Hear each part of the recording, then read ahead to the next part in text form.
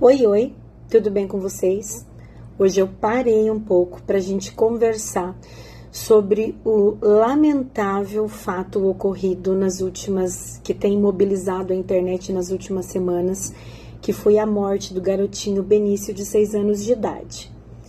Mas eu vim aqui não só para trazer mais uma opinião de um profissional de saúde sobre o que aconteceu, e também não para julgar, mas eu vim para trazer uma reflexão para você, que é meu aluno, para você que me segue aqui nas redes sociais, e te mostrar como a teoria do queijo suíço pode nos ajudar a fazer reflexões muito profundas sobre o que aconteceu, para que nós, enquanto educadores, professores, formadores de opinião, profissionais de saúde, possamos transformar essa realidade e aprender com o erro cometido.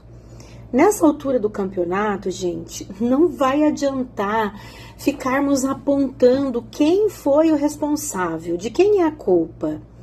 É a médica que prescreveu errado, por uma via errada, numa dose errada. A culpa foi da farmácia que liberou, a culpa é da técnica de enfermagem que administrou.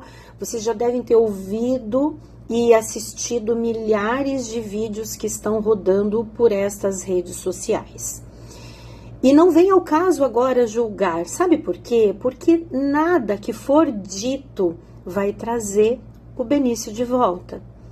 E eu quero aproveitar e deixar aqui a minha solidariedade, o meu afeto, o meu carinho, o meu abraço apertado de mãe para a mãe do Benício, para o pai do Benício, para a família dele, porque não há nada neste mundo que possa acalmar a dor que eles estão sentindo.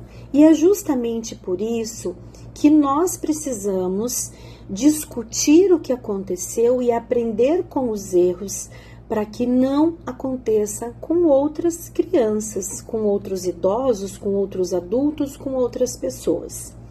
Então, eu quero que vocês acompanhem o meu raciocínio e eu vou trazer aqui para vocês uma coisa muito simples, mas que a gente pode aplicar aqui.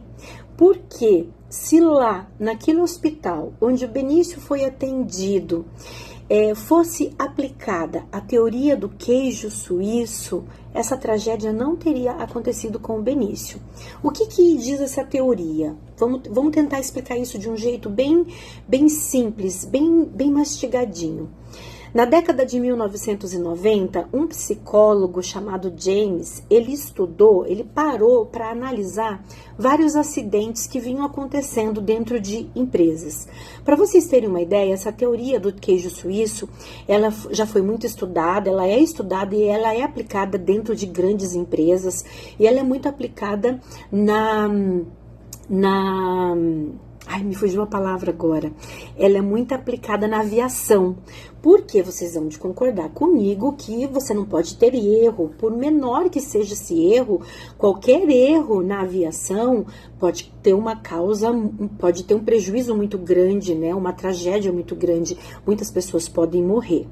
Então, esse psicólogo, quando ele começou a fazer essas análises, ele começou a perceber que quando os erros aconteciam, quando os acidentes aconteciam, eles não aconteciam só por um motivo. E geralmente existem 3 causas envolvidas: fatores de gestão, fatores relacionados à gestão, fatores relacionados ao ambiente de trabalho, fatores ambientais e fatores humanos.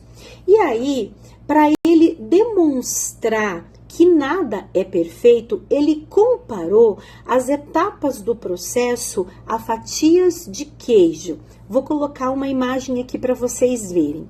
Observem nessa imagem que aqui o queijo suíço todo furadinho, as fatias do queijo, elas se posicionam de uma forma que os orifícios ficam tudo um na frente do outro e a seta vermelha atravessa esses orifícios. Quando isso acontece, o erro existe, a tragédia acontece. E foi isso aí que aconteceu lá naquele hospital. Não houve nenhuma barreira para impedir que aquele erro passasse. O erro começou lá na ponta com a prescrição errada. E ele passou pela farmácia, ele passou pela enfermagem e ele culminou no óbito do Benício. Então, a teoria do queijo suíço, ela oferece uma perspectiva bem interessante para que a gente possa entender as falhas e as lacunas dentro de qualquer processo. Você aplica isso no processo produtivo, você aplica isso na segurança do trabalho, você aplica isso na segurança do paciente lá dentro do hospital, lá dentro da clínica, lá dentro da UBS, com foco na segurança do paciente. Então, as falhas, tá, das pessoas, elas são representadas pelos orifícios do queijo. Olha agora essa outra imagem que eu vou colocar aqui para você. Observa que aqui de um lado você vê a fatia do queijo sem nenhum orifício, que seria o ambiente ideal, perfeito, nenhuma falha, nenhum buraco. E aqui o queijo todo cheio de buraquinhos. Essas falhas, elas acontecem porque nós somos... não somos perfeitos, todos nós erramos, e esses orifícios, eles existem e eles podem variar de tamanho e de posição, porque nada é perfeito. É por isso que constantemente as organizações precisam investir em treinamento, investir no desenvolvimento das pessoas. E aí a gente tem que começar a analisar o que eu, professora Patrícia, posso tirar desta tragédia para melhorar a formação dos meus alunos lá na graduação, lá no meu curso, no programa Injetáveis Descomplicados, lá no curso técnico. O que você, professor universitário, você que está formando médicos, enfermeiros, técnicos em enfermagem, auxiliares, nós precisamos de profissionais com raciocínio clínico e crítico. Basta de profissionais com raciocínio raso, para profissionais imediatistas, né? Que não têm raciocínio profundo, que não raciocinam profundamente, que não têm raciocínio crítico, tá? Então, o que acontece? Quando o erro acontece e ele vai passando por essas fatias de queijo, se ele passa uma barreira, ele passa uma fatia, passou pelo orifício, ele chega na outra fatia, também tem uma lacuna, tem uma fragilidade, também tem um problema, ele vai passando, lá no final vai dar problema. Eu tenho que ter uma barreira, eu tenho que ter treinamento, eu tenho que ter orientação. Se a pessoa não está devidamente treinada, ela não pode ser colocada ali naquele ambiente para trabalhar. Eu tenho que treinar ela bem, eu tenho que me certificar de que ela está devidamente treinada. Vocês estão me entendendo? Então, vamos fazendo uma analogia ao que aconteceu lá naquele hospital com o Benício. Ok? É isso que eu quero que vocês raciocinem. O que a gente pode tirar dessa tragédia para melhorar os nossos processos, e especialmente aqui eu quero chamar a atenção para os processos de ensino, para os processos de aprendizagem. Então, quando nós melhoramos o processo, nós instituímos barreiras de proteção, e aí são várias as existentes. Quando você pensa em segurança do paciente, então observa o que seria o ideal nessa última imagem que eu vou colocar aqui para vocês. Se houve uma falha na primeira fatia de queijo, no médico que prescreveu, se ele se equivocou, se ele errou, não vem ao caso agora, eu não vou julgar. Se ele prescreveu pela via errada, quando ocorreu o erro, a flecha vermelha passou por esse orifício, ela tinha que esbarrar na segunda barreira. Quem era? A farmácia que liberou o medicamento. A pessoa que dispensou, não me interessa quem foi, ela tinha que bater o olho ali, epa, adrenalina para uma criança de 6 anos, tudo isso, o que essa criança tem? Por que vão usar adrenalina nessa criança? Vão fazer endovenoso, mas por quê? Ela tá com parada? Será que ela teve parada? Não, se fosse parada, não iam pedir para a farmácia. Iam usar o que tá lá no carrinho de emergência? Vocês estão acompanhando o meu raciocínio? Essa pessoa podia ter sido a fatia de queijo sem orifício, que ia fazer essa flecha escapulir para cima. Fazer isso aqui, ó. Olha a imagem. Aquele desfecho não teria acontecido. A morte do Benício não teria acontecido. Mas, se a pessoa da farmácia não tivesse percebido, passaria por esse orifício, chegaria lá na outra fatia. A pessoa que foi administrar. Aí eu vou administrar, olho de novo para a prescrição. Peraí, mas adrenalina? O menino tá respirando bem, o menino tá bem. Por que eu vou fazer adrenalina? Endovenoso. Vocês estão me entendendo? Eu sempre digo para os meus alunos no PID, né? A gente tem várias aulas, várias discussões. Vocês que me acompanham nas redes sociais, acompanham aqui o meu conteúdo. Uma das coisas que eu chamo muito atenção é a importância do raciocínio clínico, saber o que está fazendo, por que está fazendo e o que está administrando. Não é simplesmente aspirar e injetar. Eu tenho que saber o que eu estou administrando. O paciente chega, você começa a conversar com ele. Ah, a senhora está com um problema na coluna? O que aconteceu? Ah, está fazendo um anti-inflamatório, está com problema na coluna.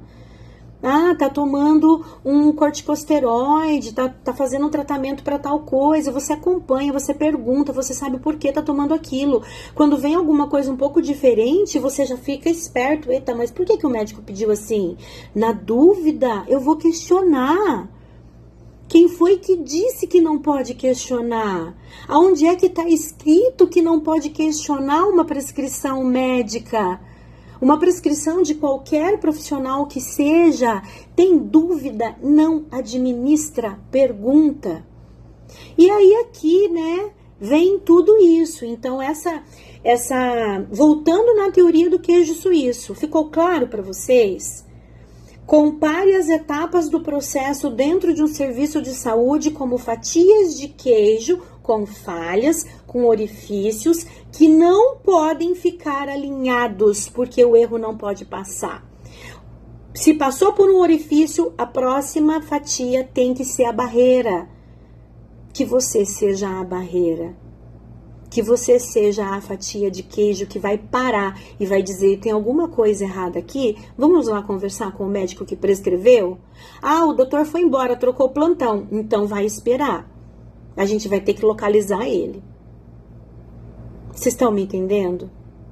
Então, ao visualizar as diferentes camadas do processo como fatias de um queijo suíço, a gente tem uma visão mais destacada a respeito das barreiras que a gente precisa fortalecer para evitar os acidentes. E que a gente possa usar isso dentro dos nossos ambientes de trabalho para promover a segurança do paciente. E é claro, tem muita coisa envolvida aqui, não é tão simples assim. É muito interessante porque nessa teoria do queijo suíço, muito usada na segurança do trabalho também, se discute muito isso, que geralmente quando acontece um acidente de trabalho, quando acontece um problema grave, existem vários fatores envolvidos, não é só um fator. Então ali, naquela situação dramática e trágica que aconteceu com o Benício, não é só o erro da técnica, não é só o erro da médica, tem vários fatores envolvidos. Aqui tem gestão, aqui tem falha em processo, tem falha em procedimentos de checagem, de conferência, de segurança, né? De controle de fármacos que são de alto risco. Tem muita coisa embaixo desse, como dizem os antigos, tem muito caroço nesse angu, né? Então você tem fatores de gestão, fatores ambientais, fatores de trabalho e fatores humanos. Há quanto tempo esses profissionais estavam ali de plantão, trabalhando? Há quantas horas? Como foi a formação desses profissionais? Só que aí, eu também vou dizer uma coisa a vocês. E a gente tem que focar no que a gente tem controle. Eu fiquei muito triste, eu fiquei dias pensando sobre isso.